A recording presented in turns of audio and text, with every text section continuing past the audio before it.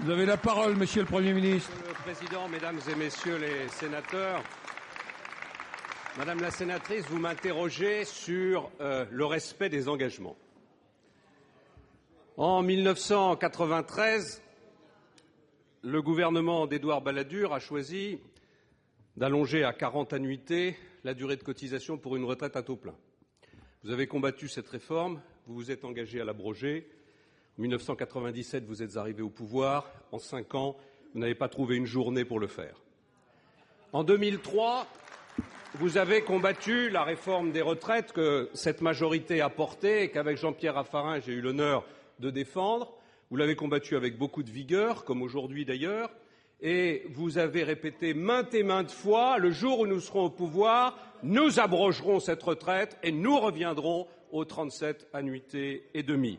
Aujourd'hui, lorsque l'on lit les propositions du Parti socialiste, on constate avec intérêt que l'allongement de la durée de cotisation est intégré désormais dans ce que doit être une bonne réforme des retraites. En 2007, vous avez combattu avec beaucoup d'énergie la réforme des régimes spéciaux.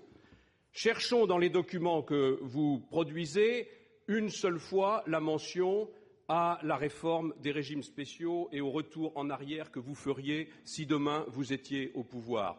Vous nous dites que le système est injuste. Vous avez, à chaque élection depuis le milieu des années 80, promis de régler la question des longues carrières, ceux qui commencent à travailler à 14, à 15 et à 16 ans.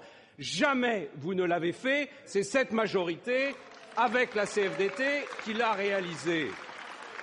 Vous nous dites aujourd'hui que pour financer la réforme des retraites, il faudrait taxer un peu plus le capital, les stock options.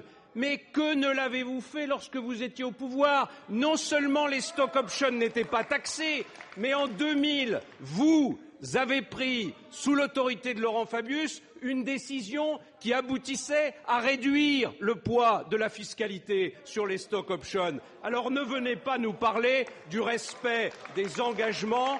La vérité, c'est que sur les retraites, vous avez toujours promis ce que vous n'avez jamais fait, et c'est l'honneur du président de la République et du gouvernement que de proposer aujourd'hui de sauver notre régime de retraite en passant à 62 ans, parce que c'est la seule manière d'assurer le paiement des pensions de nos concitoyens à l'avenir.